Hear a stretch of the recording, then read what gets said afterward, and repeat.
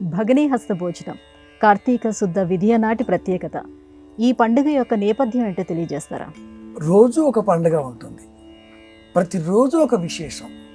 ఇలా ఎందుకు మన పురాణాలు చెప్పాయి?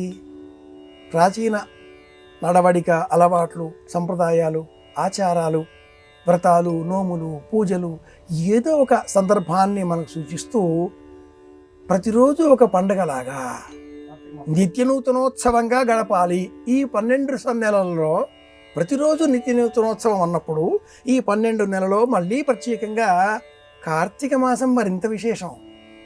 అందులోనూ భగినీ హస్త భోజనం. కార్తీక విధియ త్వష్ట ప్రజాపతికి సంబంధించిన, బ్రహ్మకు సంబంధించిన వ్రతాన్ని పాటించవలసిన రోజు. ప్రతి నెలలో కూడా విధియ తిథి ఈ వ్రతంతో ముడిపడి ఉంటుంది. శ్రావణ పౌర్ణిమ నాడు సోదరుడి ఇంటికి వచ్చి రక్ష కట్టి ఆశీర్వచనాలు అందించి వెళుతుంది. ఆ బంధాన్ని మరింత బలోపేతం చేసుకోవడం కోసం సోదరుడు సోదరి ఇంటికి రావాలి.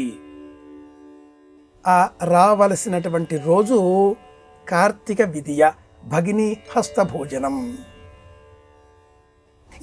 యమీ సంవాదం అనే ఒక ఋగ్వేదంలో ఉన్న కథను స్వీకరించి సోదరులు అనే బంధాన్ని కల్పించిన ప్రాచీన సనాతన ధర్మావలంబులు ఈ వృత్తాంతాన్ని లౌకిక కథగా మనకు చెప్పారు.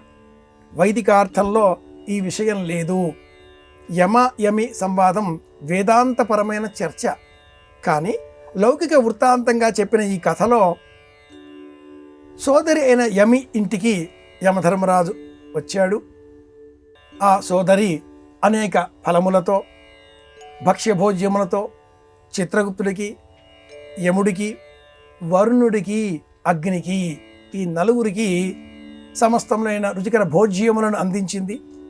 అవి స్వీకరించిన అనంతరం యముడు ఏం వరం కావాలో కోరుకో అని చెప్పగా యమి ఎవరైతే ఈ రోజున తమ సోదరులను ఇంటికి రప్పించి వారికి భోజనాదికాదులు అందిస్తారో, బాంధవ్యానుబంధాలను బలీయం చేసుకుంటారో అలాంటి వారికి ఏ దుఃఖం రాకుండా చూడాలి అనే వరం కోరుకుంది.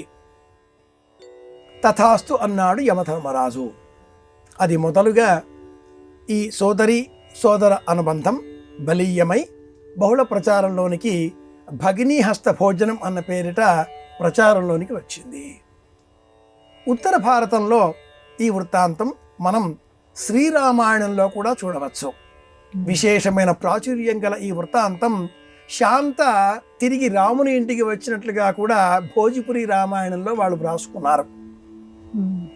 ఎలా చూచినా ఎక్కడ ఉన్నా మంచి మనదే అనేటటువంటి సంప్రదాయం కారణంగా నేటి కాలంలో తెలుగువారు కూడా ఈ ఆచారాన్ని విరివిగా అనుసరిస్తున్నారు. శాంత భోజనం అన్న పేరిట, భాయి దూజ్ అన్న పేరిట, భగినీ హస్త భోజనం అన్న పేరిట ఈ వ్రతం ఈనాటి కాలంలో బహుళ ప్రచారంలోనికి వచ్చింది. ఇంటికి సంబంధించిన ఈ సంబంధాన్ని మనం గమనించినట్లయితే సోదరులు వివాహమైన తర్వాత సోదరి భర్త ఈ సోదరుడికి బావ వరస అవుతారు.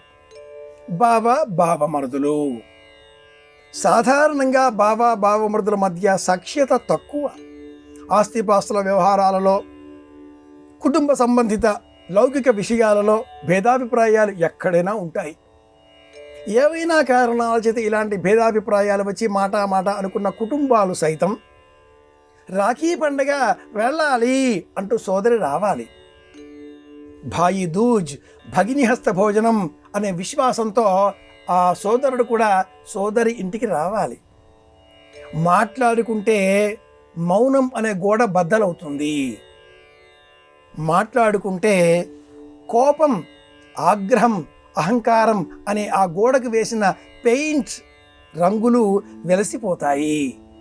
మాట్లాడుకోవాలి, భోజనాలు చెయ్యాలి, కలిసి ఉండాలి అనే కార్తీక వనభోజనాల సంప్రదాయానికి కూడా ప్రారంభం ఈరోజే. కార్తీక విధియ భాయి దూజ్ ఇది విశేషం.